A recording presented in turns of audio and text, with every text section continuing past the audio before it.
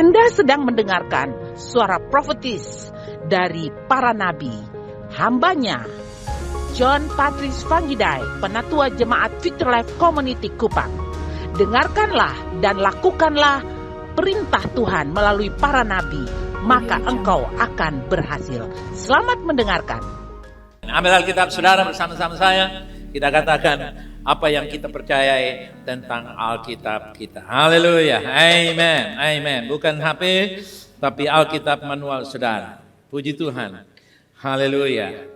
Sudah, seperti dulu Alkitab saudara, 2-3 katakan bersama saya. Ini adalah Alkitab saya adalah apa yang tertulis, saya memiliki apa yang tertulis, saya bisa melakukan apa yang tertulis. Hari ini saya akan diajari firman Tuhan, saya dengan berani mengakui bahwa pikiranku siap, hatiku peka, saya tak akan pernah sama lagi dalam nama Yesus. Bilang di kiri kanan, God bless you. Amen, amen, amen. Baik saudara yang kasih, silakan duduk. Selamat pagi, salam. Saudara yang kasih, menghadapi waktu darurat 2025, 2034. Apa yang akan kita bahas hari ini? Kita akan bahas satu tema yang mungkin mengejutkan Anda semua.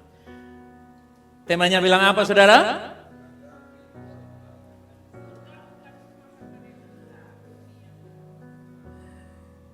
Surga bukanlah tempat permanen kita. Dengan kata lain, surga bukan tempat kita yang kekal. Tapi bumi yang baru. Heboh. Tapi nggak apa-apa. Saya akan buktikan kepada saudara. Kita selalu berdoa, memperlengkapi. Wah, tenang. Nanti kita akan tetap di surga selama-lamanya. Sekarang saya balik saudara kasih. Bahwa kita harus punya pengertian yang benar, pemahaman yang benar. Karena selama ini orang, bahkan saya juga percaya bahwa kita akan selamanya di surga. Padahal tidak selamanya. Kita akan kembali di bumi. Haleluya. Ada ayat-ayatnya dan kita akan bahas itu. Mazmur 115 ayat 16. Langit adalah kepunyaan Tuhan. Tetapi apa saudara? Tetapi bumi telah diberikannya kepada siapa? Nah kalau bumi diberikan kepadamu, ngapain kamu tinggalkan bumi? Bahasa Inggrisnya bilang apa? The heaven, even the heavens are the Lord's, but the earth he given the children of man. Jadi saudara yang ngasih sorga tingkat 1, 2, tingkat 3. Ruang maha kudus atau sorga tempat kediaman Allah. Tapi sorga bagian-bagian bumi atau bagian alam-alam. Oke, kita tidak bahas itu. Tapi di situ dikatakan intinya sorga itu kepunyaan Tuhan. Dan bumi diberikan kepada siapa? Diberikan kepada siapa bumi itu? Kepada anak manusia. Haleluya. Jadi pesannya begini. Kalau bumi saja Tuhan berikan, sebidang tanah pasti Tuhan berikan untuk kamu. Yang percaya katakan saya terima bidang tanah dan siaplah bangun rumah. Amen. The simple is that. Kejadian 1 ayat yang ke-26, 27, 28. Kita lihat ayat yang ke-28 bagian terakhir. Ayat 28 bagian terakhir. Saudara perhatikan di sana, Allah memberkati mereka. Saudara percaya kita sudah diberkati? Lalu hasil berkat itu produktivitas. Namanya apa? Beranak cucu. Dan bertambah banyak. Penuhilah bumi, bukan penuhi rumah. Penuhi bumi. Jadi saudara yang ngasih, percaya bahwa keturunan walaupun satu biji saja, satu orang saja bisa ada di seluruh Nusantara. Amen, Bapak Danse. Ya. Kamu bisa ada punya turunan, itu secara fisik. Tapi juga saudara kasih pengaruh. Penuhi bumi. Lalu dikatakan setelah penuh apa lagi? Talukanlah itu. Setelah talukan dia bilang apa? Berkuasalah laut, udara, dan bumi. Berkuasa di area mana? Angkatan laut, angkatan darat, angkatan udara. Saudara bisa lihat di sini? Dan kalau ini Anda berkuasa, kalau saudara paham ini, anakmu mau masuk akal terlalu gampang. Asal kamu paham ini. Tapi kalau kamu tidak paham ini, tanah 1 kali 1 untuk pemakaman akan susah. Kamu dapat. Tapi kalau kamu memahami akan hal ini, kamu tidak ada yang mustahil. Amin. Karena Tuhan bilang, saya diberkati untuk berkuasa di darat, laut, dan udara. Coba katakan demikian. Saya diberkati untuk berkuasa di laut, darat, dan udara. Kalau kamu tidak berkuasa, keturunanmu berkuasa.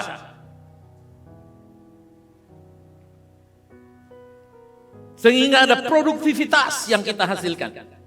Ada sesuatu yang kita hasilkan. Manusia sebagai penguasa, pemelihara, penata. Saya dan saudara sebagai penguasa, pemelihara, dan penata. Tapi saudara lihat, iblis berkuasa sehingga orang menghasilkan bom nuklir untuk menghancurkan manusia. Bom biologis untuk menghancurkan manusia. Sekali lepas, miliar manusia bisa mati. Saudara lihat, produktivitas yang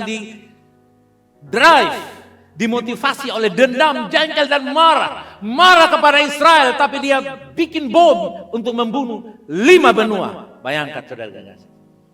Itu produktivitas yang mencelakakan. Itu bukan berkat yang Tuhan mau. Tapi berkat yang Tuhan mau adalah seperti Thomas Alva Edison. Dia menghasilkan sesuatu. Seperti Philip, dia menghasilkan terang terus dan terus terang. Saudara lihat, di dalam Alkitab, semua orang-orang percaya dalam sejarah kehidupan manusia, penemu-penemu ini semuanya kebanyakan orang Kristen. WA adalah milik kepunyaan orang Israel. Jadi kalau marah orang Israel, hei Indonesia, jangan pakai WA. Kamu marah orang Cina, jangan pakai Cina punya sistem. Karena mereka, Cina juga punya Google sendiri, kira-kira punya WA sendiri. Kamu bikinlah sendiri. Ambil dari mana kek? Ambil dari Madura punya, saudara ngasih. Saya kurang tahu. Tapi saudara lihat di sini. Diberkati, keturunan yang Tuhan ciptakan itu untuk menjadi berkat. Haleluya. Oke? Saudara mesti paham ini. Yohanes 14 ayat 1 dikatakan, janganlah gelisah hatimu dan percaya kepada Allah dan percaya juga kepadaku. Terus, bilang apa? Di rumah Bapakku banyak apa? Tempat tinggal. Jika tidak demikian, tentu aku mengatakannya kepadamu. Sebab apa? Aku pergi ke situ untuk apa? Menyediakan tempat bagimu. Kamu datang tinggal di rumah Bapa. Heaven is not my home. Heaven is Father home. Surga itu rumah Bapa. Bumi ini rumah kita. Amin, amin. Enggak apa-apa. Ini masih ada 4 sesi ke depan. Saudara akan paham ini dengan baik. Di rumah Bapakku banyak tempat. Jadi Tuhan membawa kita ke surga. Lalu dikatakan di situ ayat 3, di mana aku berada, kamu pun berada. Ayat yang keempat bilang apa? Dan kemana aku pergi? Saudara lihat, Yesus pergi ke surga dan dia berkata, aku akan apa? Jadi ke tempat lain, aku akan datang kembali. Lalu dia tidak datang kembali, aku akan kembali ke bumi. Makanya saudara lihat, kita percaya kedatangan Tuhan kembali. Amin. Amin. Untuk apa? Ya di bumi. Karena dia sudah berikan bumi itu kepada kita. Wahyu 21. Ayat 1 sampai 8. Perhatikan, aku melihat langit yang baru dan langit yang pertama dan bumi yang pertama telah berlalu dan laut pun tidak ada lagi. Ini sama dengan konsep kematian. Saya mati supaya saya dibangkitkan dalam hidup yang baru. Bumi mati hancur supaya bumi dilahirkan menjadi bumi yang baru. Yang ngerti dengar ulang video nanti. Ini konsep kematian. Jadi manusia baru harus tinggal di tempat yang baru. Oke? Ayat yang kedua. Dan aku melihat kota yang kudus, Yerusalem baru turun dari. Saya tanya, kalau saya turun dari situ mana? Berarti sebelumnya saya ada di mana? Di atas. Di atas. Turun. Nah di surga di atas. Turun di mana? Jadi kalau saudara pingin naik ke surga, Tuhan turun ke bumi, kita slip, saudara guys, kita nggak ketemu. Nah, Makanya dia bilang, datanglah kerajaanmu, jadilah kehendakmu di mana? Di bumi seperti di sorga. Artinya tidak perlu ke sorga pun, di bumi kita bisa merasakan sorga. Tapi banyak orang didoktrinasi pikirannya sorga. Jadi walaupun susah di bumi, atau senang di sorga. Makanya dia tidak pernah menikmati berkat Tuhan di bumi. Padahal sorga turun di bumi, haleluya. Oke, itu yang pertama. Tapi juga ada sorga Yerusalem baru. Lalu aku melihat dan aku mendengar suara yang nyaring dari tahta berkata, lihatlah, kemah Allah ada di mana?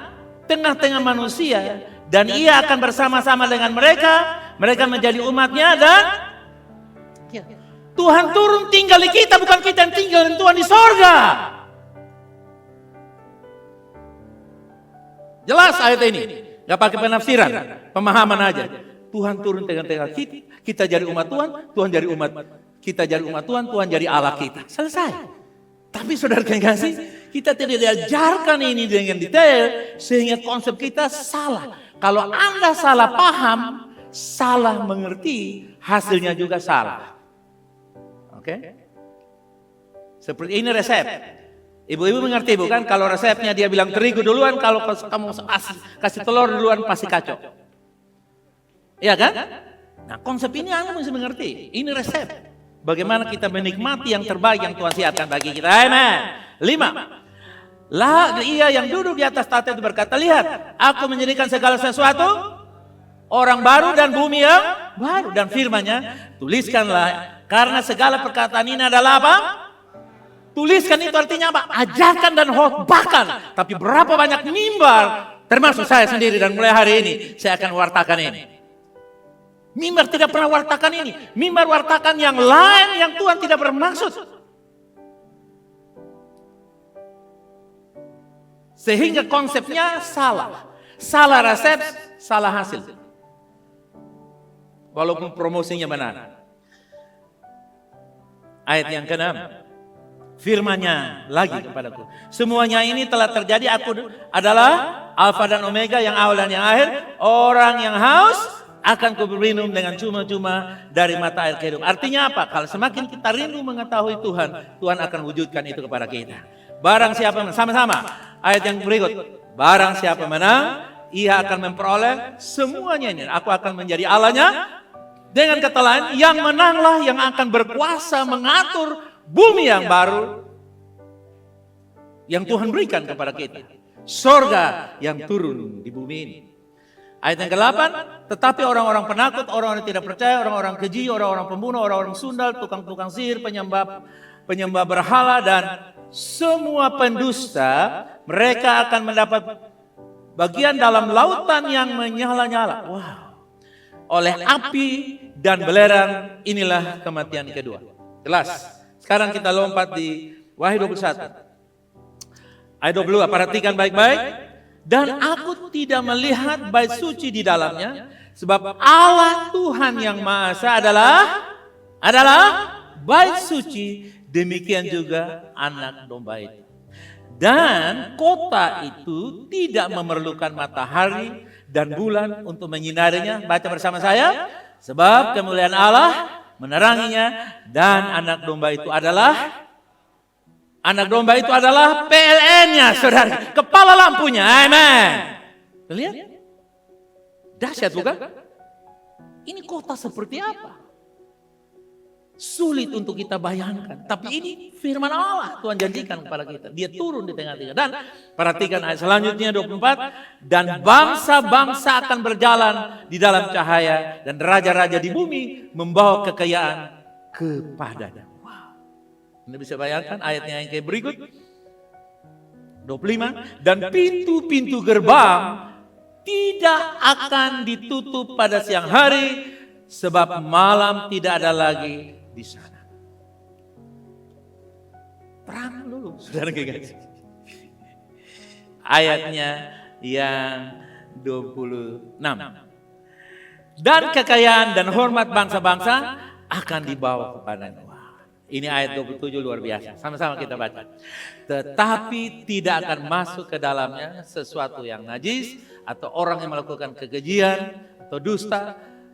Tetapi hanya mereka yang namanya tertulis dalam kitab kehidupan anak. Ada sensus jemaat di sorga.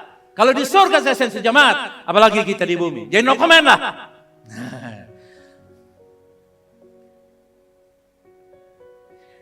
Di bumi yang pertama atau bumi yang lama. Bumi yang pertama atau manusia dilatih dan dipersiapkan untuk masuk dalam bumi yang kedua.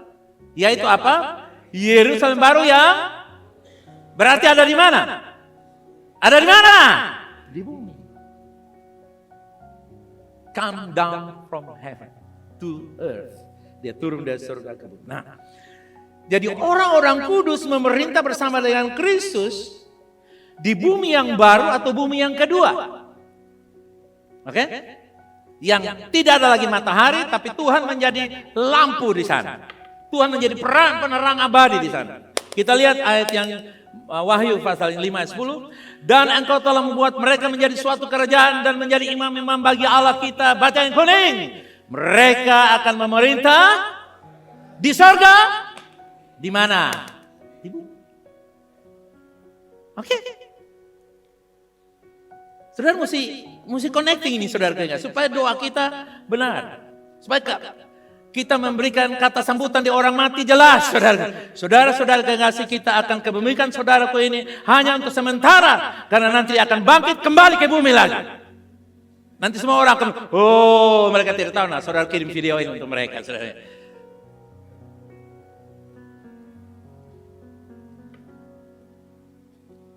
Saudara lihat, memerintah di bumi. Berapa tahun? 1000 tahun. Makanya dia nasihatkan kepada Timotius. 2 Timotius 2:12 dia bilang, jika kita bertekun, kita pun akan apa? Kalau tekun masuk di dalam kabinet. Kalau korupsi akan diganti saudara-saudara. Kalau kita menyangkal dia pun akan menyangkal kita. Jelas. Jadi Wahyu 5 ayat 10, Wahyu 20, 4, 6, 2 Timotius 2 ayat 12, inilah dasar pengajaran tentang kerajaan 1000 tahun atau millennium kingdom, di mana orang kudus memerintah bersama dengan Kristus di bumi. Lalu jangan asal ambil ayat.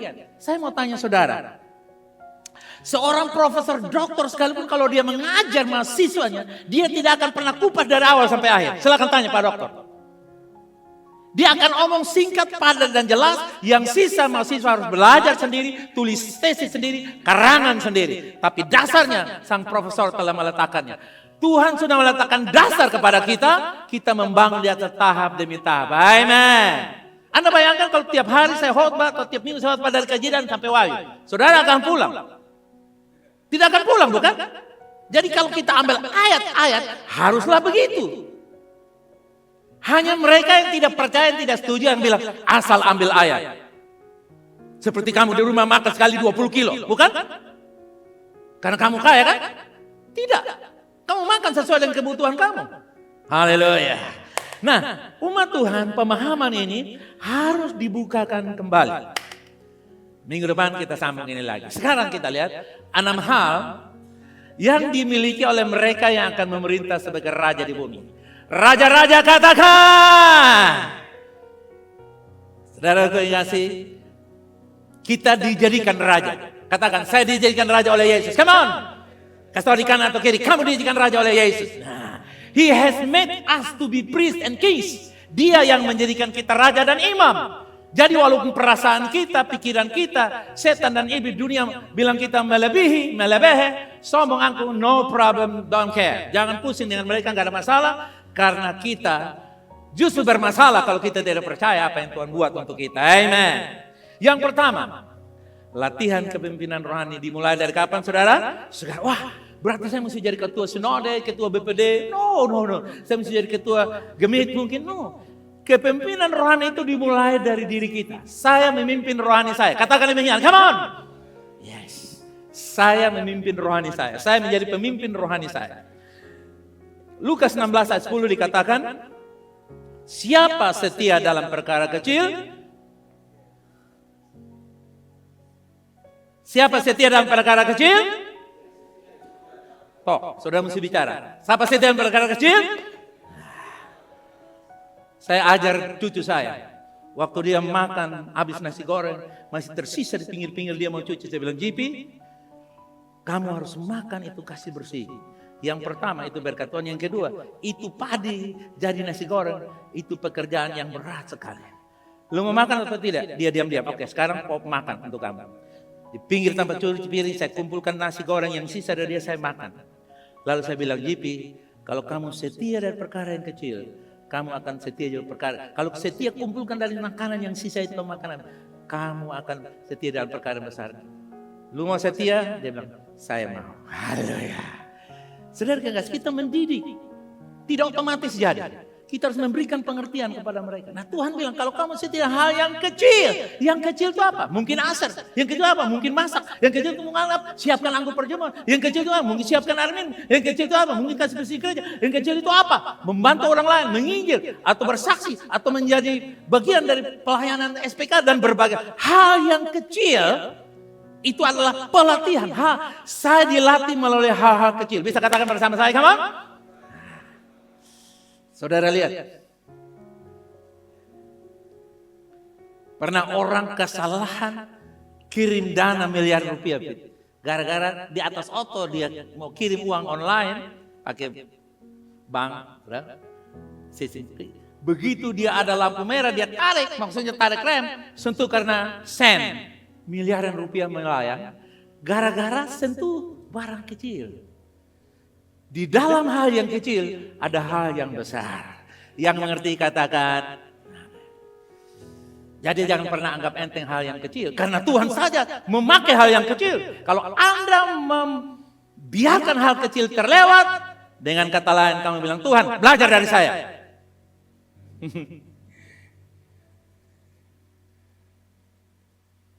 Pemerintahan di masa depan adalah upah bagi kesetiaan hari ini. Haleluya. Sama-sama katakan.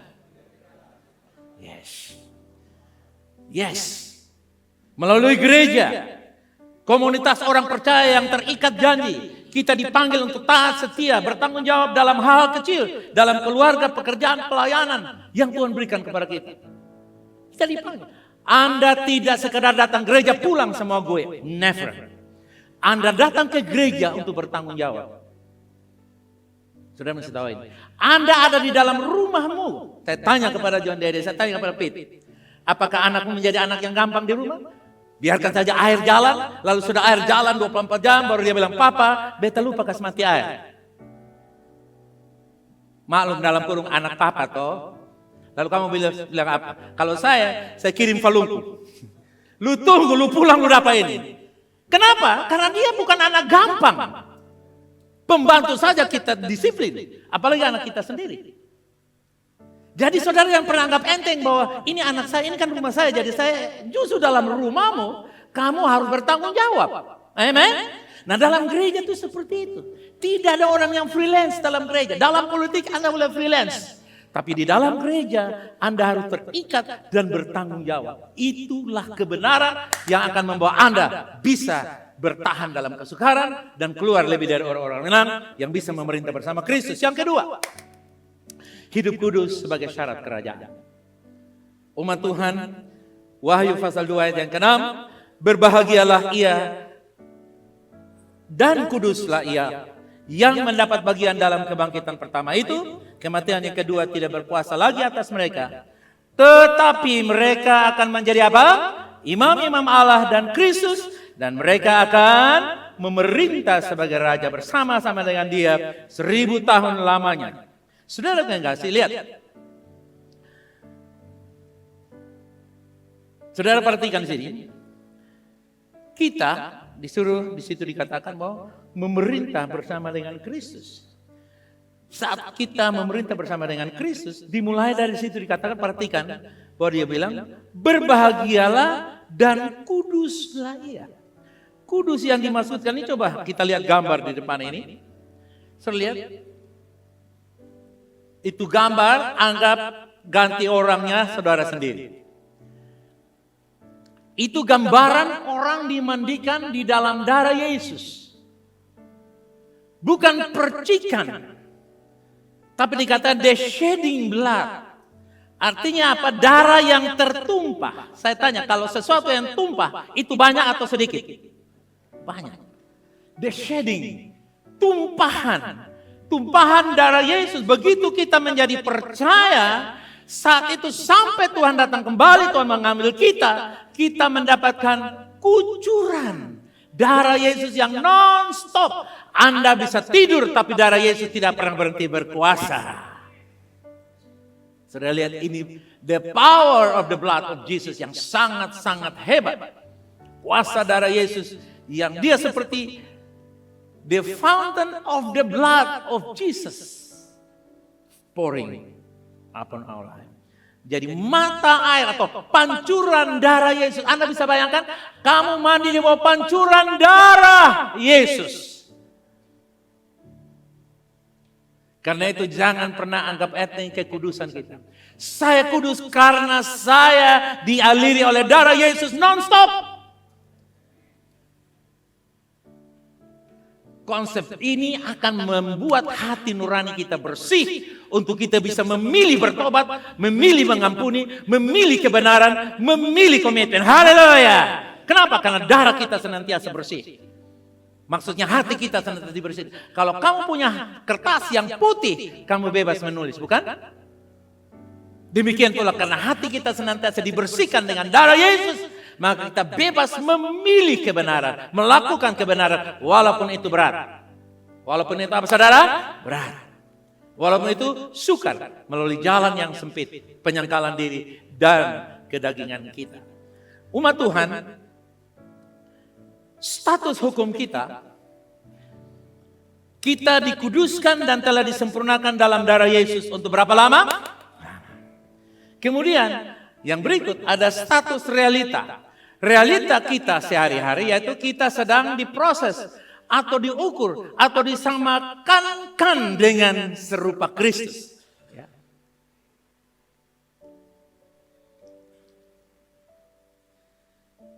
Oke?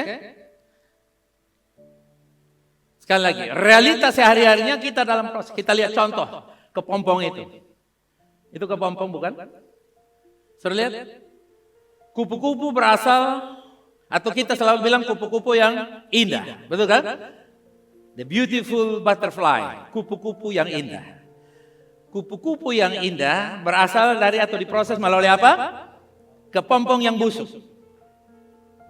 Kupu-kupu yang indah dihasilkan melalui apa saudara? Saudara mesti paham ini. Mungkin saya sudah tahu SD. Tapi saudara paham dulu. Kalau tidak, Anda tidak bisa sukses realitas ya. Sekali lagi, kupu-kupu yang indah berasal dari proses apa? Kepompong. Suami yang penuh dengan kemuliaan dihasilkan melalui suami yang brutal. Jadi kalau suamimu brutal, jangan buru-buru ceraikan dia. Jangan buru-buru marah sama dia. Satu saudara. Ada jemaat sekarang tuh kan lapor saya. Dia suami patah dari tangan. Kenapa lu patah dari tangan? Soalnya kalau dia bikin jadi beta balas.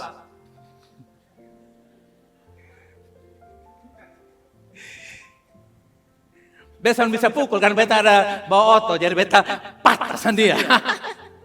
Jadi kalau di darat lu kan mana? Itu sudah Pak, Tuhan saya tahu katanya. Jadi sudah lihat suami yang penuh dengan kemuliaan berasal dari proses apa? Suami yang mungkin kasar. Istri juga istri yang seperti butterfly yang mulia berasal dari apa? Istri yang suka boto-boto. You know boto-boto?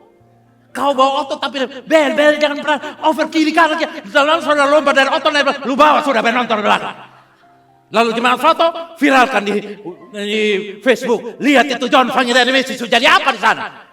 Tapi itulah proses John menjadi kupu-kupu yang indah. Daripada sebut nama orang lain. Jemaat yang penuh kemuliaan dimulai dari jemaat yang apa? Yang brutal. Yang malah berdoa, yang kikir perpuluhan, yang gosip, yang fitnah. Jangan tinggalkan jemaat itu. Bina dia karena nanti jadi kupu-kupu yang paling indah. Komsel juga begitu. Haleluya.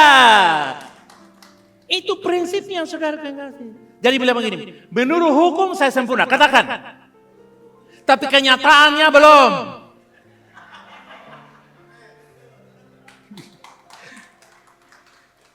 Saudara bilang, mana ayatnya? Mana ayatnya? Oke, kita lihat.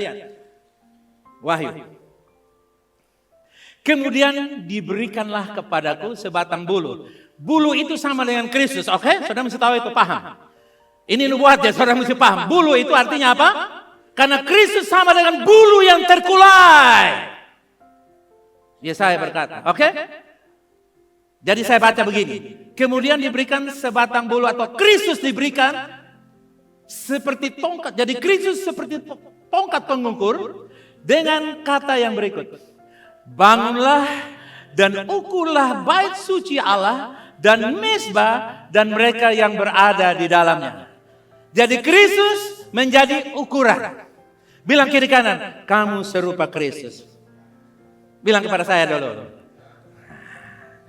Jadi tiap kali kalau istri bikin jaga saudara, lu nih serupa Kristus sayang. Jangan lu rupa Kristus. Rupa Kristus itu betul cuma tekanannya tuh mengolok, lu tahu?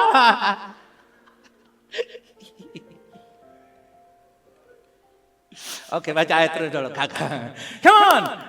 Tetapi kecualikanlah pelataran bait suci yang di sebelah luar, janganlah engkau apa?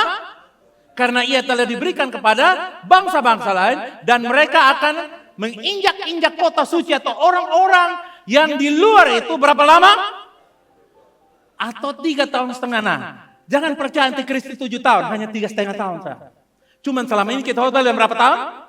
7 tahun. Alkitab bilang 3,5 tahun. Oke, sekarang kita lihat Ibrani 9 ayat 12. Ia telah masuk satu kali untuk selama-lamanya ke dalam tempat yang kudus yang tadi itu. Bukan dengan membawa darah domba jantan dan darah anak lembu. Tetapi dengan membawa darahnya sendiri untuk. Dengan itu ia mendapat kelepasan yang kekal. Atau pengampunan yang kekal. Atau keselamatan yang kekal. Oke, next. Ibrani 10 ayat 10 bilang apa? Dan karena kehendaknya inilah kita telah dikuduskan berapa kali? Untuk berapa lama? Oleh apa? Oleh kehendak Tuhan dengan pengorbanan Yesus dan darah Yesus yang tertumpah dan tercurah. Saya dan saudara orang percaya dikuduskan sekali untuk berapa lama? Jadi waktu engkau langgar lampu merah tetap orang kudus yang langgar lampu merah. Waktu engkau marah istrimu, suami kudus yang marah istrinya. Sebaliknya, terjemahkan sendiri. Waktu kamu kikir, orang kudus yang mempraktikkan kikir. Sudah lihat? Dia menguduskan kita. Bahkan Roma 5 ayat 1 berkata, sebab itu kita yang dibenarkan karena apa? Dibenarkan karena apa? Perbuatan? Karena apa? Iman. Percaya, katakan. Karena percaya saya dibenarkan. Come on. Bukan karena saudara berpuasa 40 hari, korbankan rumahmu, uangmu, semuanya. Karena imanlah kamu menjadi orang benar. Karena kamu orang benar, kamu korbankan apa saja. Haleluya. Tapi korbankan apa saja tidak membenarkan kita. Yang percaya katakan. Mengorbankan apa saja tidak membenarkan kita. Tetapi orang benar karena apa? Iman, karena percaya. Waktu saya menjadi percaya, saya menjadi orang benar dan saya bisa mengorbankan apa saja sebagai buah kebenaran yang ada dalam diri saya. Kalau mangga pasti hasilkan apa? Mangga. Kalau orang benar menghasilkan apa? Perbuatan yang benar.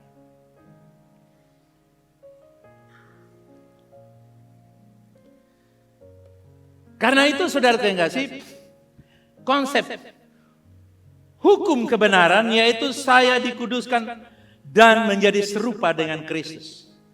Tetapi realitas sehari-hari saya masih jauh dari kesempurnaan. Tetapi saudara mesti bersyukur bahwa suamimu, istrimu, anak-anakmu, orang-orang sekitarmu yang sudah lahir baru, mereka adalah ciptaan yang baru. Mereka sudah punya dasar penuh dengan kemuliaan nanti. Penuh dengan kemuliaan kapan? Saudara tanya, nanti kapan? Sederhana jawaban. Waktu kau berubah, orang lain berubah. Waktu siapa berubah? Kau berubah lagi. Waktu saya berubah, saya bilang kau, tapi kau jangan bilang kau lagi. Duh, enak aja. Oke, waktu saya berubah, jadi nanti kapan? Jawab saya, nanti kapan? Waktu saya berubah. Ada isu bilang, lusan berubah, besar akan berubah. Sampai ayah menyanyi Yesus ada sobat kita bosan dua main seperti Gerindra dan apa bakalah itu, saudara. Ya. Tidak akan pernah ada istri yang ancam suami. Lu tidak berubah, beta tidak berubah. Itu konyol. Itu Quran, bukan firman Allah. Quran kupang pos, bukan Al-Quran. Quran, saya bilang. Lu jangan salah paham lalu saudara pelintirin kata-kata. Itu bahasa Quran. Tapi bahasa kebenaran adalah dia ciptaan yang baru. Kebenaran adalah apa? Ciptaan yang baru, tapi masih jauh dari sempurna. Dia menyanyi Yesus ada sobat kita, tapi saya dimusuhinya. Dia menyanyi Yesus penuh dengan kemurahan, tapi beli garam 4.500, dia minta nota kontan materai 10.000. Ini suami punya kakek minta ampun, saudara. Ya ada suami yang kakek mati pun. Istri melahirkan kasih dia. Beli badak, dia bilang, lu mau FIFA yang nomor berapa, saudara? Itu FIFA tuh.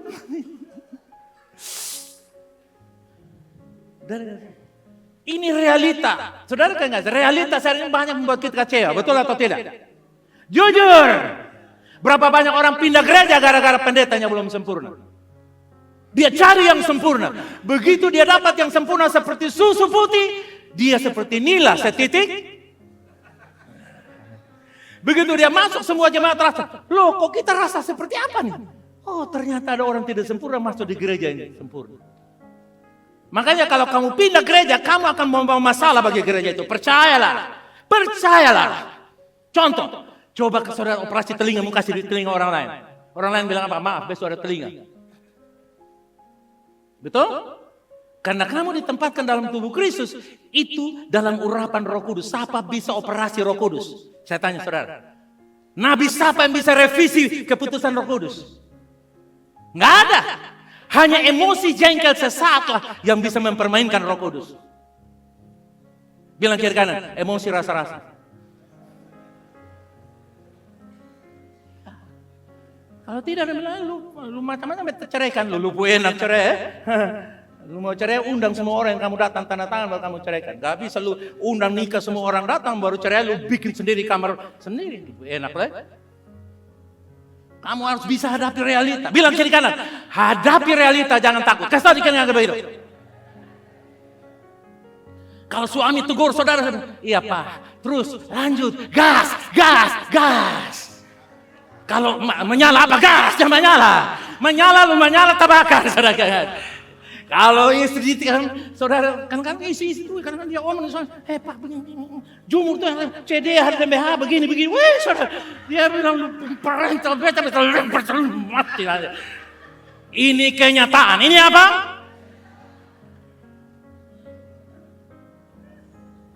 Tetapi hukumnya adalah dia istri yang penuh dengan kemuliaan. Hukumnya dia suami yang penuh dengan kemuliaan. Suami istri berdiskusi dengan ini kok tempuh anak 3 ikutan siapa? Suami yang besar tahu ikut siapa? Hei ikut selalu setan. Bayangkan dia buang anak 3 orang bertanya ikut siapa? Lalu istrinya ikut tetangga. Lu mau bilang kalau istrinya bilang ikut tetangga, ayo, lu jawab bilang apa? Pas lu ambil barang toh? Bayangkan dia buang anak dalam proses. Saya kalau dalam proses dulu saya buang anak-anak masih proses. Saya ingat Fanny itu saya pakai rantai motor, saudara. Fanny itu saya anjan dia pakai rantai motor. Senjata rakitan rote saya pakai, saudara. Hanya mengancam dia. Tapi ketika saya sadar bahwa dia masih dalam proses, sekarang ini saya ringan sekali. Haleluya. Kok dia bilang amin, haleluya. Proses, saudara dengar. Jangan sampai kesentuh bagi anak enak, orang anak masalah, pas mau menyangkal anak habis. Orang tua Anda harus bisa berdiri dan bernubuat bagi anak-anak. Amin. Tinggal dia jahat sekali, rubah baik sekali kan. Tinggal main kata-kata aja, saudara. Haleluya. Realitas hari ini membuat banyak orang tinggalkan Tuhan, malas mengasihi, kasih menjadi tawar. Kenapa? Karena mereka menganggap realita itu, hukum berlaku untuk selama-lamanya. Tetapi seringkali orang membenarkan realita. Contoh, di Kota Kupang, kalau siapa mau menikah, seenak saja dia bikin di tengah jalan itu tenda, betul kan? Lalu kalau ada kebakaran di tetangga, saya tanya saudara, ada yang serangan jantung? Ambulans mau masuk? Itu tidak dipedulikan, tapi itu ada hukum. Wali kota bilang jam 12 malam, musik sudah berhenti. Kenyataannya pesta di kampung saudara, musik berapa jam? Saudara marah atau tidak? Marah atau tidak? Saya tidak marah. Karena kau marah, kau akan dilempar. Jadi kau membenarkan realita. Padahal hukum wali kota tidak membenarkan. Kalau kamu bisa toleransi dengan musik yang waduh, kenapa kamu tidak toleransi dengan istri yang banyak ngomong? Ada yang sandar di istri, itu sudah mama.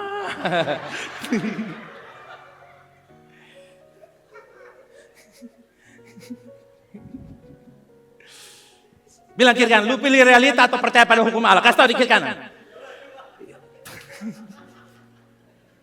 Untuk sementara saya percaya realita, tapi untuk selamanya saya percaya hukum Allah. Amin. Jadi ikut saya. Marah bersifat apa? Miskin bersifat apa? Bersungut-sungut bersifat apa? Cerewet bersikap apa? Brutal sedikit bersifat apa? Jengkel-jengkel bersifat apa? Tapi itu dalam konteks kepompong. Karena dalam konteks apa? Indah pada waktunya. Kalau saudara paham ini, rumah tanggamu seperti surga, walaupun ada cocah. Kenapa? Karena itu bersifat sementara semuanya. Amin. Amin. Ada yang bilang amin, tapi coba Bapak. Beta 40 tahun nikah lu jangan main-main. Lu pikir beta mau nikah kemarin? Hah? Lu pikir beta ini baru kemarin? Lu tunggu beta turun.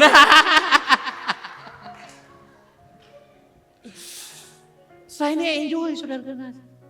Enjoy bagaimana Leo Messi turun dari oto berbawa sendiri, dia pulang dari ojek. Enjoy sana jengkel-jengkel, pantesin. Kita alami semuanya, tapi itu kan bersifat apa saudara? Sementara. Nah gereja Tuhan, kadang-kadang Tuhan masih toleransi, tapi organisasi tidak toleransi. Main pecat. Makanya saudara, muncul tuh denominasi di seluruh dunia ada 5.000 denominasi lebih. Gara-gara jengkel marah. Jengkel marah, pindah gereja, bangun gereja. Bisa khotbah pimpin. Saya mau kasih tahu di dalam jemaat ini, kita Victory Life Community. Kita apa saudara? Ada persoalan tapi menyelesaikannya. Amin. Bukan pindah-pindah gereja seenaknya.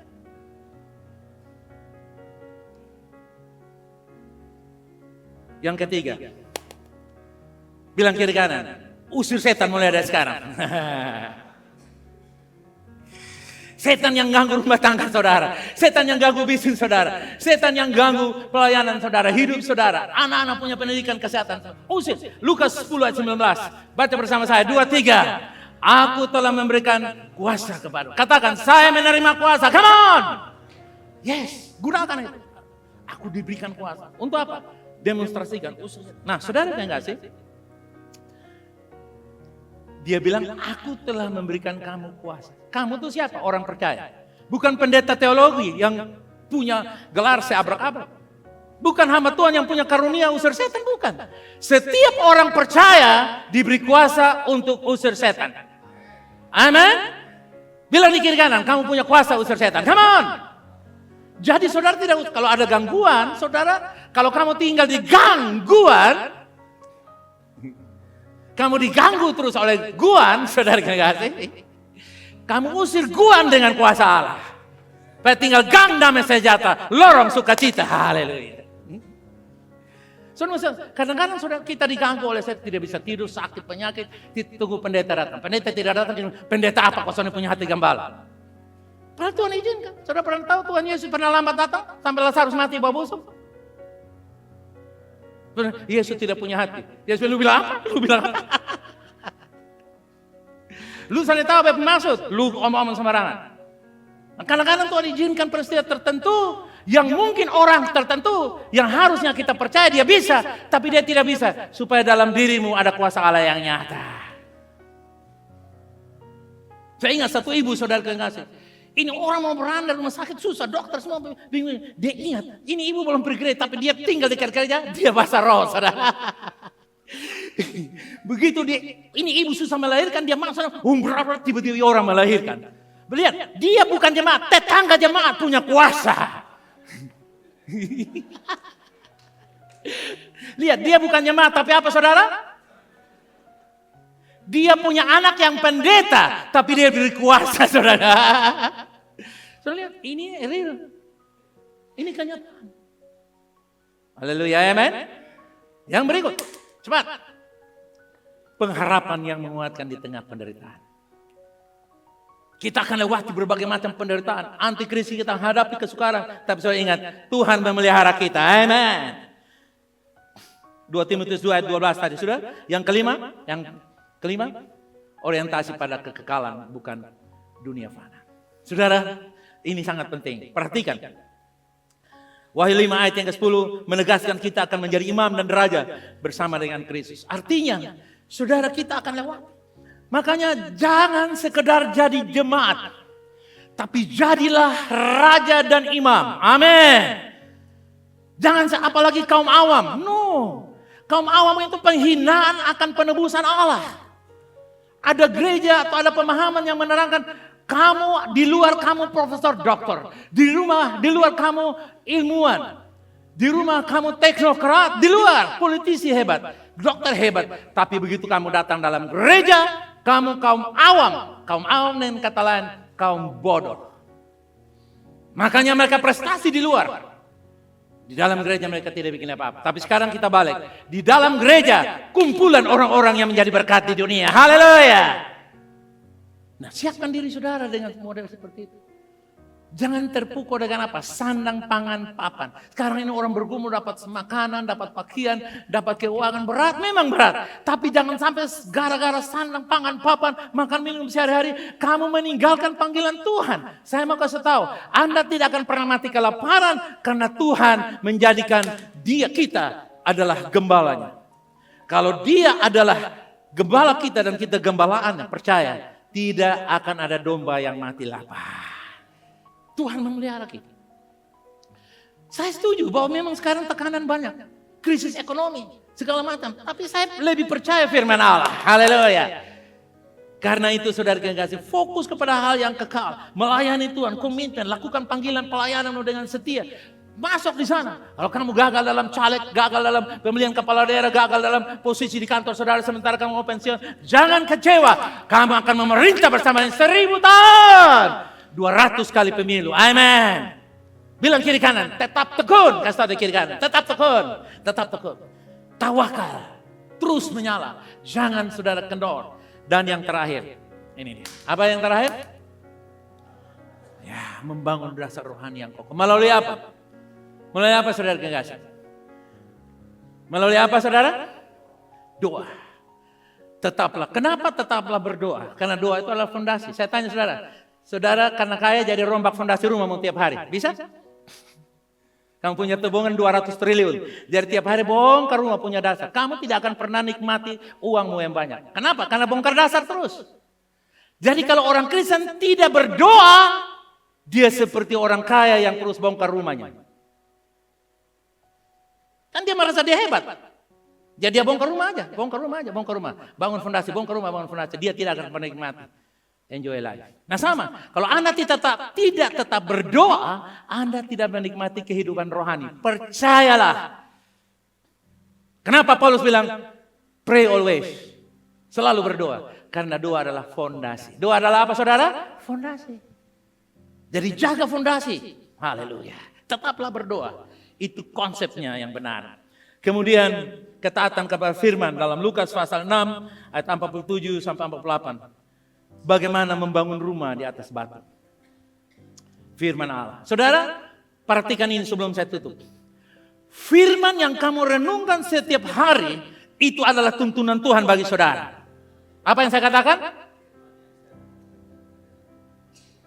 Kalau saudara pahami ini, waktu kamu merenungkan firman Allah setiap hari, apa yang firman datang kepada kamu, itu adalah perlindungan kamu.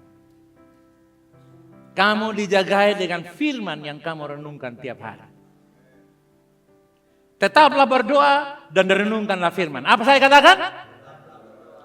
Doa adalah fondasi, firman adalah memperindah kehidupan. Kalau rumah udah dibangun bagus, pingin ganti cat bukan? Pingin ganti korden bukan? Pingin ganti isi dalam sofa bukan? Pingin bukan? Ganti ini ganti itu bukan? Lampu yang warna-warni. Ucapkan firman karena firman menciptakan. Firman memperindah hidup kita. Tetaplah berdoa dan renungkanlah firman. Yang percaya katakan, mari kita datang kepada Tuhan. Saudara, ada satu lagu Tuhan ingatkan kepada kita. Ini lagu bagus, kita sama-sama bangkit dari kita. Engkau perisaiku,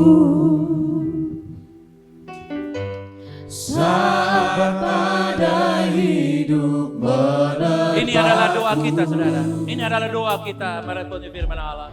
Firman-Mu di dalamku,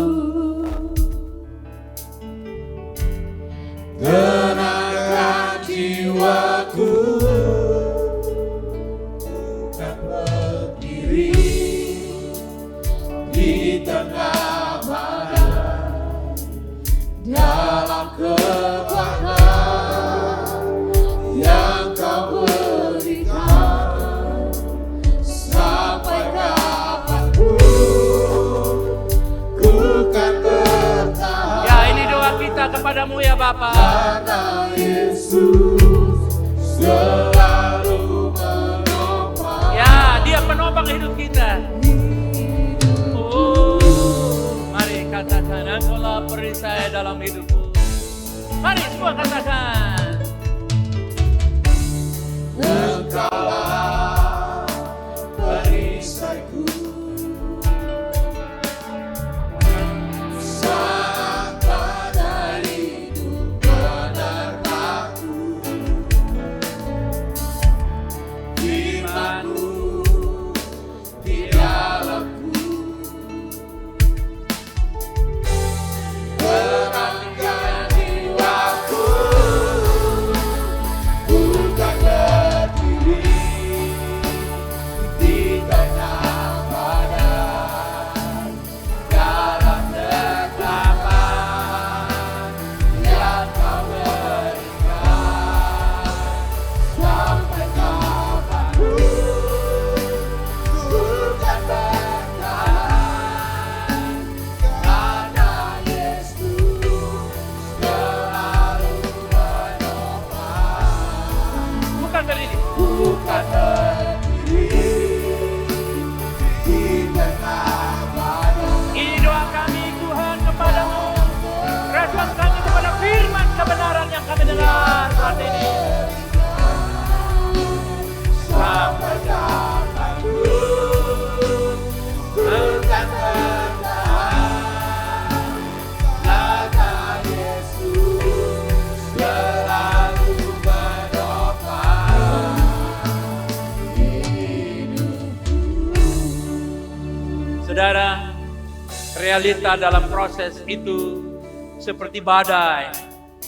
Badai menerpa ekonomi, menerpa kesehatan kita, menerpa hidup kita, suami kita, istri kita, anak-anak kita.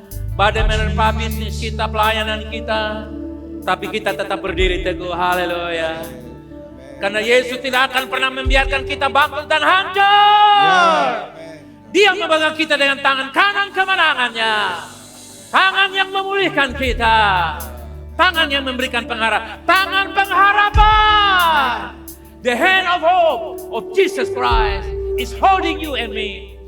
Tangan pengharapan Yesus Kristus memegang tangan saya dan saudara. Katakan amin.